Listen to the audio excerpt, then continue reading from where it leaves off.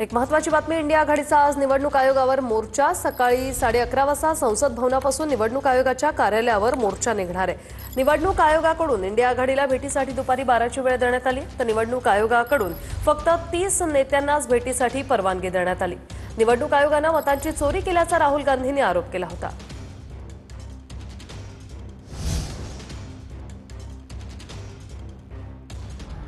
India आघाडीचे नेते सकाळी 11:30 वाजता निवडणूक आयोगाच्या कार्यालयात धडक मोर्चा काढणार आहेत। सकाळी 11:30 वाजता संसद भवनापासून या मोर्चाला सुरुवात होईल आणि निवडणूक आयोगाच्या कार्यालयावर हा मोर्चा धडकेल। निवडणूक आयोगाने इंडिया आघाडीच्या नेत्यांना भेटीसाठी दुपारी 12 वाजताची वेळ दिली आहे। मुख्य निवडणूक आयुक्त इंडिया आघाडीच्या नेत्यांना भेटणार आहेत। फक्त 30 नेत्यांनाच भेटीसाठी परवानगी देण्यात आली आहे। आपण बघू शकतो निवडणूक आयोगाच्या कार्यालयाच्या समोर मोठ्या पद्धतीने बॅरिकेडिंग जे आहे ते केलेलं आहे। हे निवडणूक आयोगाच्या कार्यालयाच्या समोरची बाजू आहे आणि या ठिकाणी पूर्णपणे दिल्ली पोलिसांकडून बॅरिकेडिंग केली गेलेली आहे।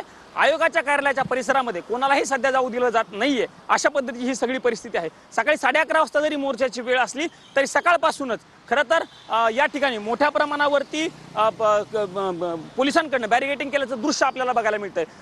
संसदेतील गेटपासून ज्यावेळी मोर्चा निघेल तिथपासून हे निवडणूक आयोगाचं कार्यालय साधारणतः 1 किलोमीटरचा हा परिसर आहे आणि या परिसरामध्ये मोठ्या प्रमाणात बॅरिकेडिंग केलेली आहे। मोर्चाच्या पार्श्वभूमीवर पोलिसांनी निवडणूक आयोगाच्या कार्यालयासमोर मोठ्या प्रमाणात बॅरिकेडिंग केलंय।